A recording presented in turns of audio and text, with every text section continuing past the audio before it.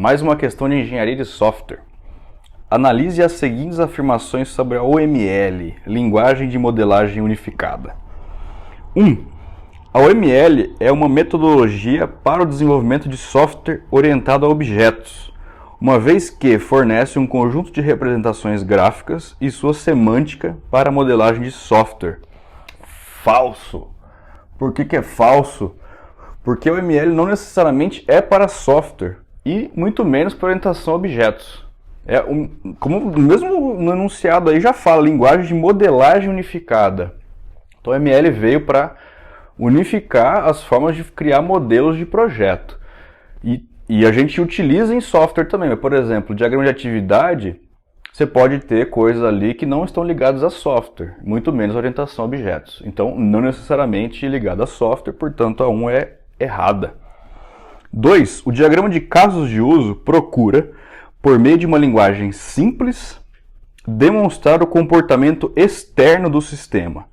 Esse diagrama apresenta o sistema sob a perspectiva do usuário e é, dentre todos da OML, o mais abstrato, flexível e informal. Verdadeiro.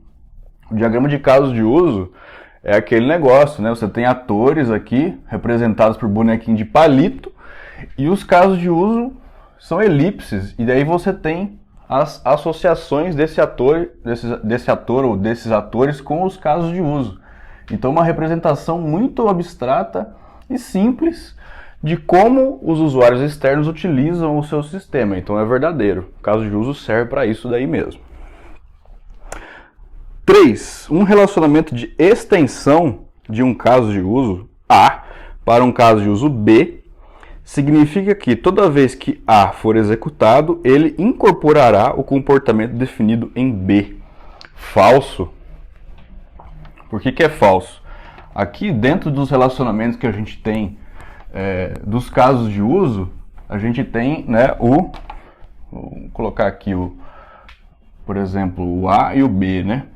Tá falando aí. A gente tem aqui, entre eles, um extend, uma extensão, né? Aí falando aí, ó, um relacionamento de extensão de um caso de uso A para um caso de uso B significa que toda vez que A for executado, ele vai incorporar o comportamento definido em B. Esse incorporar, ele é o que é? Uma herança. Então, herança, na verdade, não é um extend, não é uma extensão. Ele é representado por uma seta aberta, né? Seria assim. O extend, o que é? O extend é uma opção. Então, pode ou não. Então, na verdade, quando está apontando para o B, significa que quando o B for executado, o A pode ou não acontecer. E aí a gente tem também o include. O include é o contrário do extend, não é ele pode ou não acontecer, ele obrigatoriamente acontece. Então, o 3 aí é falso.